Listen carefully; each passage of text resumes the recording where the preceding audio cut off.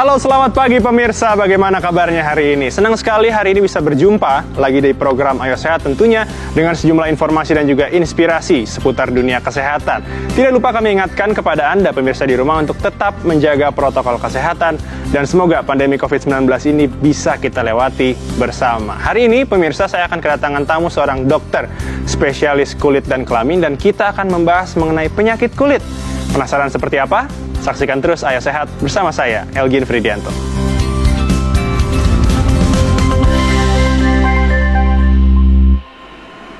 Pemirsa mungkin pernah mengalami penyakit kulit, mulai dari penyakit kulit yang umum seperti jerawat dan gatal. Namun penyakit kulit ini terasa sangat mengganggu aktivitas Anda. Seperti jerawat, tidak sedikit masyarakat yang risih ketika penyakit kulit ini muncul di wajah. Lalu, bagaimana penyakit kulit ini bisa datang secara tiba-tiba dan bagaimana cara mencegahnya? Berikut informasinya untuk Anda. Kulit sehat dan terawat merupakan kulit idaman setiap orang. Namun tidak dapat dipungkiri, hampir setiap orang pernah mengalami penyakit kulit. Beragam jenis dari penyakit kulit, apabila sudah menyerang kita, tentunya akan sangat mengganggu. Hal ini disebabkan karena kulit merupakan organ penting untuk melindungi seluruh bagian tubuh. Banyaknya gejala penyakit kulit yang muncul biasanya menjadi salah satu faktor yang membuat masyarakat pada umumnya terkesan acuh.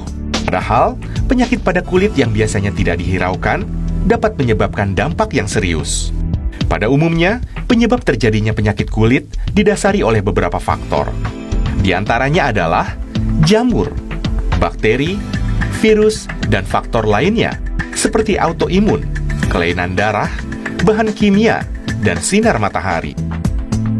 Melansir dari laman kompas.com, beberapa penyakit kulit yang perlu pemirsa waspadai diantaranya adalah bisul, herpes simplex virus, selulitis, dan hemangioma. Pada umumnya, beberapa cara untuk menangani penyakit kulit yang terjadi dapat dilakukan pengobatan dari luar dengan obat oles dan dari dalam dengan mengkonsumsi obat-obatan yang dianjurkan oleh dokter spesialis kulit dan kelamin. Nah, pemirsa, untuk masalah penyakit yang menyerang kulit, baiknya kita melakukan perawatan mulai saat ini dan jangan menunggu munculnya penyakit kulit. Lalu bagaimana cara merawat kulit agar tetap sehat dan terhindar dari berbagai macam penyakit kulit? Dan bagaimana cara mengatasi penyakit kulit? Tetap ikuti informasinya di Ayo Sehat. Bersama saya sudah hadir dokter spesialis kulit dan kelamin, Dr. Dian Pratiwi. Selamat pagi, dokter. Selamat pagi, Mas Selamat El. datang kembali Terima di program kasih. Ayo Sehat. Bagaimana kabarnya, dok?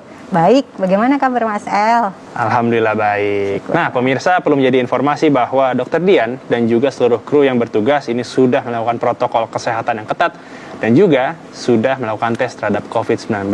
Nah, Dr. Dian, kita masuk ke tema kita, penyakit kulit. Tapi sebenarnya saya mau nanya, gatal akibat gigitan nyamuk, apakah termasuk dalam penyakit kulit, dok?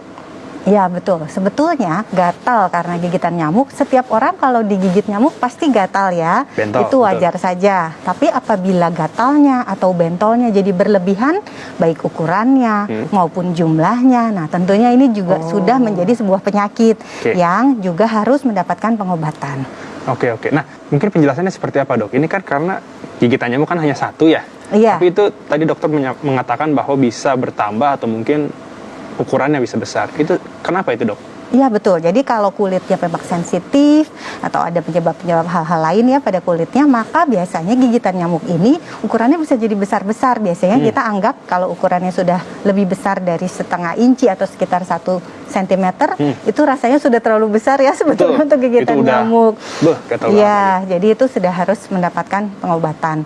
Kemudian juga kalau menjadi banyak, karena ada yang sampai nanti penuh di bagian lengan, di bagian kaki, wah itu sangat mengganggu. Seperti alergi itu ya? Betul, itu juga harus mendapatkan pengobatan. Kita biasanya bilangnya diagnosisnya misalnya insect bite hypersensitivity.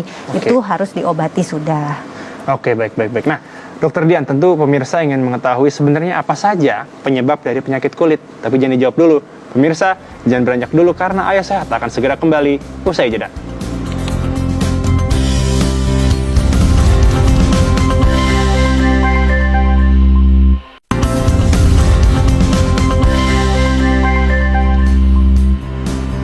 Terima kasih pemirsa masih menyaksikan program Ayo Sehat, masih bersama saya dan juga Dokter Dian. Dok, menyambung pertanyaan saya sebelum jeda. Sebenarnya penyebab umum penyakit kulit itu apa sih? Kebetulan tim Ayo Sehat sudah mengumpulkan data. Bisa kita lihat di tengah Dokter Dian, ini adalah beberapa penyebab penyakit kulit. Yang pertama, penyakit kulit karena peradangan, penyakit kulit karena kelainan autoimun, dan penyakit kulit karena infeksi. Boleh dijelaskan dok, mungkin kalau mau menambahkan. Boleh. Ya, betul Mas El. Jadi penyakit kulit ini sebetulnya sangat luas. Kalau sebagai seorang dokter spesialis kulit dan kelamin, kami itu menangani tidak hanya kulit sebetulnya, tapi juga meliputi rambut dan juga meliputi kuku. Dan sampai sekarang sebetulnya diagnosis untuk penyakit kulit sudah sangat banyak, lebih dari 3.000. Nah, banyak ya. Banyak, sangat banyak. Ini bisa kita kelompokkan memang berdasarkan penyebabnya. Yang paling sering tentunya misalnya peradangan. Peradangan pada kulit atau kita sebut sebagai dermatitis. Orang awam mungkin menyebutnya sebagai eksim. Nah, ini ada bermacam-macam juga nanti. Ada yang pada anak-anak seperti dermatitis atopi, atau yang karena kontak, misalnya karena iritasi atau karena alergi. Kemudian juga ada yang karena kelenjar minyak seperti dermatitis seboroik, itu masuk ke dalam penyakit kulit karena peradangan. Kemudian yang nomor 3 dulu mungkin penyakit kulit karena infeksi. Nah, infeksi ini adalah yang menular-menular. Nah, penyebabnya sebetulnya bisa 4 infeksi itu. Virus, bakteri, jamur, dan parasit. Berdasarkan penyebabnya nanti jenisnya bisa banyak lagi. Bercabang lagi ya dok ya? Betul. Misalnya kalau virus seperti cacar air, cacar ular. Kalau bakteri misalnya ada bisul atau ada cacar monyet misalnya. Kalau yang karena parasit itu ada skabies misalnya, kutu atau pedikulosis misalnya. Itu. Jadi berbeda-beda penyebabnya lagi. Kalau yang karena alergi dan autoimun juga nanti akan banyak lagi kelas-kelasnya. Jadi memang banyak ya penyebabnya. Sangat banyak. Nah, tapi sebenarnya Dokter Dian, dari sekian banyak penyebab penyakit kulit ini, yang biasa ditemui di Indonesia mungkin ya, apa dok? Dan mungkin ini kan di tengah pandemi ya, mungkin ada tambahan mungkin penyakit yang biasanya ditemukan di Indonesia dan saat masa pandemi. Ya, kalau sebelumnya, sebelum kita pandemi, itu biasanya kita banyak menemukan penyakit infeksi. Infeksi itu masih banyak ditemukan di Indonesia, terutama karena jamur, karena bakteri, itu banyak ditemukan, juga parasit.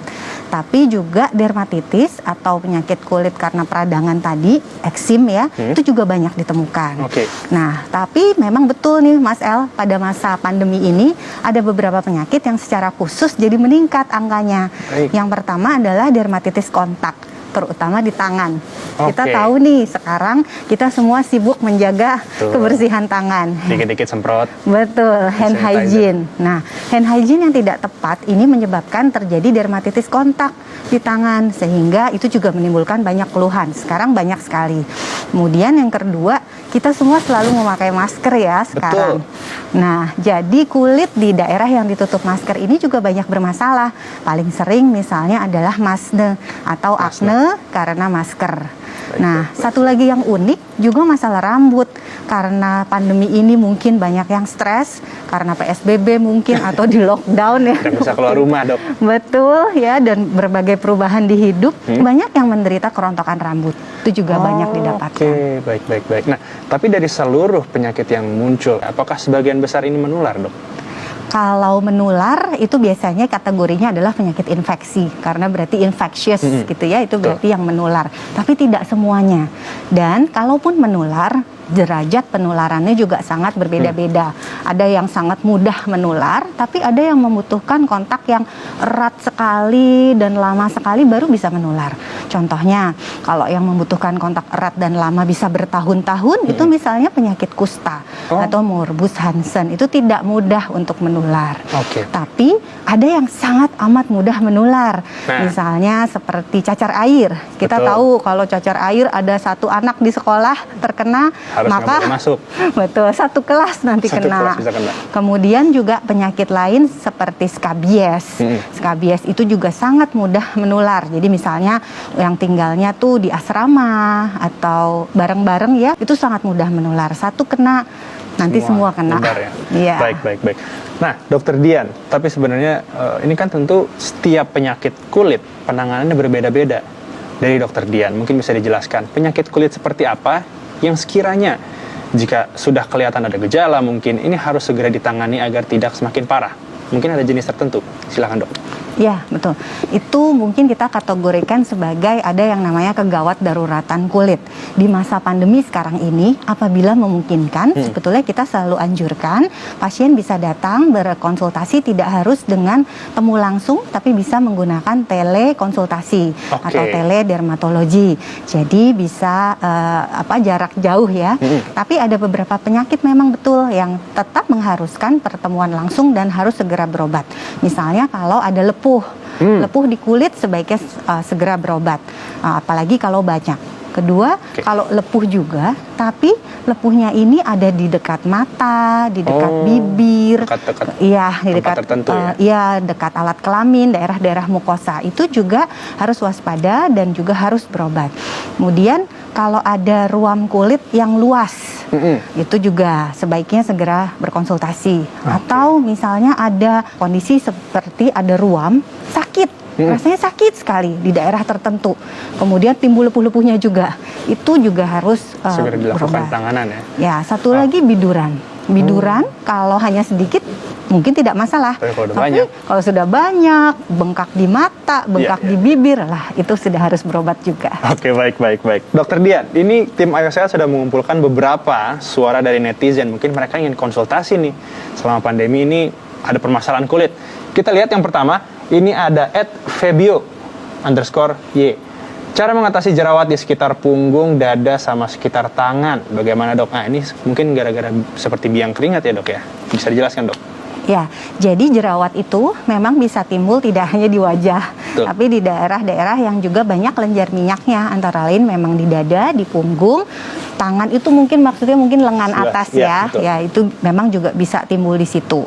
Sama seperti pengobatan jerawat pada umumnya, tentunya diperhatikan dulu pencetusnya apa kira-kira. Kalau jerawat yang di daerah badan ini biasanya berkaitan dengan aktivitas, misalnya banyak berkeringat, terus jarang ganti baju ya, begitu keringetan gitu ya. Tidak baik itu pemirsa ya, harus cepat ganti baju. Betul, nah itu harus diperhatikan dulu. Kemudian juga mandi, biasanya kalau mandinya sering air panas kan jadi sering berkeringat juga. Nah itu juga harus dihindari dulu. Sesudah menghindari faktor pencetusnya, barulah melakukan pengobatannya.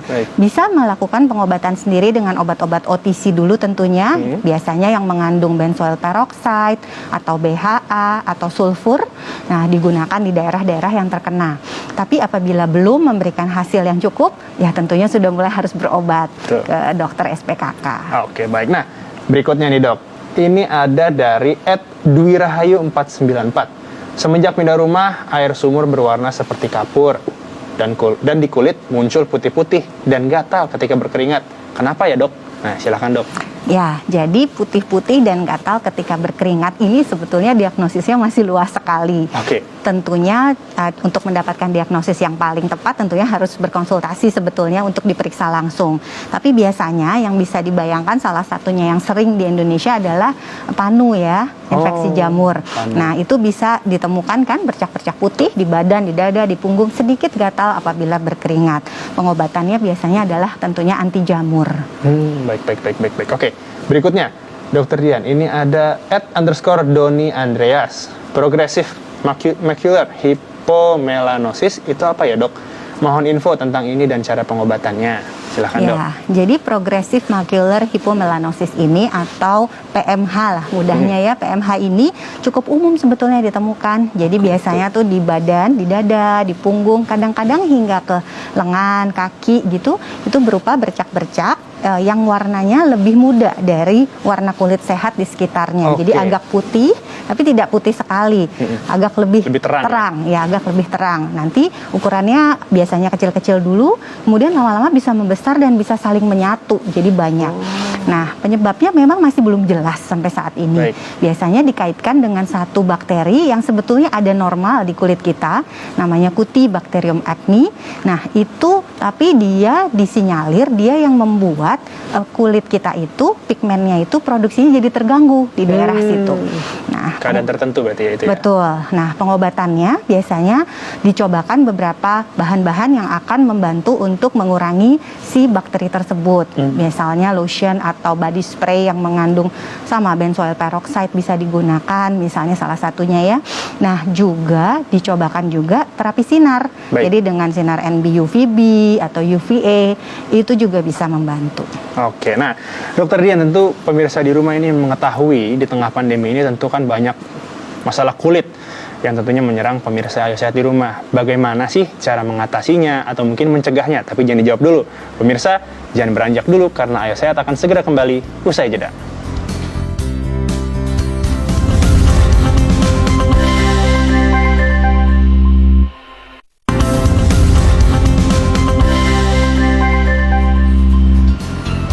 Masih di Ayo Sehat pemirsa bersama Dokter Dian. Nah dokter, sebelumnya saya ingin menanyakan, sebenarnya ada nggak sih makanan atau minuman yang sekiranya dihindari untuk menghindari dari penyakit kulit? Kalau secara umum sebetulnya tidak ada, tapi memang sangat tergantung dari apa nih penyakit kulitnya. Kalau misalnya penyakit infeksi misalnya, tentunya tidak perlu ada makanan atau minuman yang perlu dihindari. Biasanya makanan dan minuman perlu diperhatikan pada penyakit kulit yang ada faktor alerginya. Terutama memang kalau kita curigai makanan tertentu bisa mengakibatkan alergi untuk kulitnya. Nah, misalnya menyebabkan kambuhan dermatitis atopi pada anak-anak atau juga menyebabkan biduran. Kalau seperti itu tentunya ya harus dihindari, tapi sebaiknya diperhatikan. Jangan semua makanan dihindari karena kita juga perlu masih gizi dari makanan. Ya, perlu diperhatikan. Kadang-kadang juga perlu diperiksa secara langsung oleh dokter. Ada pemeriksaan yang khusus akan memeriksa makanan apa yang sebetulnya memang alergi. Oke, baik-baik. Nah, berikutnya pemirsa, ini saya ingin menanyakan ke Dokter Dian. Sebenarnya mitos atau fakta ketika dulu orang ingin menggunakan motor, kakinya tiba-tiba mengenai knalpot dan melepuh. Apakah betul dengan menggunakan pasta gigi bisa membantu proses penyembuhan? Silakan dok. Nah, itu juga mitos, Mas El. Itu mitos, baik. Pemirsa, itu mitos. Silakan. Ya, jadi pada saat kita sedang kulitnya tidak intak, apalagi dalam posisi melepuh, tentunya kulit tidak seperti biasanya. Artinya justru sebetulnya membutuhkan perawatan yang lebih ekstra, yang lebih gentle. Nah, pasta gigi itu kan sifatnya panas, bisa menyebabkan iritasi pada kulit. Jadi apabila digunakan untuk kulit yang terlebih lagi yang sedang tidak intak, tentunya bisa mengakibatkan risiko iritasi. Jadi sudah nanti melepuh, bisa dapat risiko iritasi pula. Nah, sebaiknya dihindari. Ya, betul. Baik. Berikutnya, jika ini mungkin lebih ke anak-anak ya, karena kan anak-anak terkadang main di luar, tiba-tiba merasa gatal karena tidur-tiduran di rumput lah, atau mungkin digigit nyamuk. Cara menghilangkan rasa gatal ialah dengan air mengalir. Mungkin penjelasannya seperti apa, dok? Ya, kadang-kadang pada saat kita bermain, mungkin anak-anak kecil bermain, kemudian terkena sesuatu. Nah, apabila yang memang terkenanya itu sesuatu yang memang bisa menyebabkan gatal, maka mencuci dengan air mengalir tentunya akan membersihkan zat atau bahan-bahan lah ya yang bisa menyebabkan alergi atau gatal pada kulit. Jadi memang betul segera dibersihkan, air mengalir suhu biasa. Kalau itu betul. Aja ya? Ya, kalau itu betul. Baik. Betul. Berikutnya nih, dok. Ini kan cuaca mungkin berubah-ubah dari panas ke hujan. Apakah ada penyakit-penyakit tertentu yang mungkin timbul dan cara mengatasinya seperti apa? Kalau berhubungan dengan pergantian cuaca, biasanya mungkin akan berkaitan dengan beberapa penyakit kulit yang berkaitan dengan alergi. Nah, tentunya kita tidak bisa mengubah-ubah cuaca ya, Mas El. Betul, kita bisa lakukan, tapi beberapa cara untuk menjaga ketahanan kulit kita dengan merawat kulit kita dengan baik, sehingga kulit kita berada dalam kondisi yang sehat dan tidak mudah terkena berbagai hal dari luar, gitu. Oke. Nah, terakhir Dokter Dian, Ya. mungkin dari Dokter Dian mungkin bisa menjelaskan ke pemirsa tips cara menjaga kesehatan kulit agar terhindar tentunya dari penyakit kulit. Silakan. Iya, jadi kulit ini sebenarnya memang sangat spesial karena sebetulnya sangat luas loh. Ini merupakan organ terluas yang ada di badan kita. Luasnya itu kira-kira bisa 1,5 sampai 2 meter persegi loh, Mas El. Luas sekali ya. Jadi harus dijaga kesehatannya. Nah, kemudian untuk menjaga kesehatannya sebetulnya juga simpel saja. Tentunya yang pertama adalah higiene. Higienenya harus baik. Kita mandi dengan teratur, dibersihkan dengan baik, menggunakan sabun yang sesuai. Betul. Itu satu. Kemudian yang kedua juga matahari. Ingat, matahari adalah penyebab dari penuaan kulit dan lain-lain ya, dan beberapa hal yang bisa buruk lainnya yang bisa disebabkan oleh sinar matahari yang berlebihan. Kalau sedikit penting ya untuk vitamin D. Nah, itu juga harus dijaga. Rajin menggunakan sunscreen seluruh tubuh sebelum beraktivitas di luar rumah. Itu. Jaga juga pola hidup, makanan yang sehat, kemudian minum air putih yang cukup, istirahat teratur, tidurnya jangan begadang, jangan malam-malam ya. Susah kalau itu kayaknya. Itu susah ya, apalagi zaman pandemi ya. Betul. Nah, itu semuanya harus dijaga. Karena sebetulnya kulit yang sehat itu merupakan cerminan dari tubuh yang sehat juga. Kalau tubuh kita sehat, maka akan tercermin di kulit. Akan bersinar mungkin ya. Betul. Baik. Gitu. Oke, Dokter Dian, terima kasih untuk informasinya. Tentu pemirsa di rumah bisa mencatat agar tentunya terhindar ya dari penyakit kulit yang muncul saat pandemi dan saat perubahan cuaca yang sering terjadi akhir-akhir ini. Usai sudah perjumpaan kita, pemirsa 30 menit saya dan juga Dokter Dian menemani Anda di program Ayo Sehat hari ini. Tetap saksikan program Ayo Sehat setiap hari Senin hingga hari Jumat pukul 10.30 waktu Indonesia bagian Barat hanya di Kompas TV, independen, terpercaya. Saya Algin Fridianto bersama Dokter Dian pamit undur diri. Tetap jaga protokol kesehatan dan tetap jaga kesehatan. Sampai jumpa.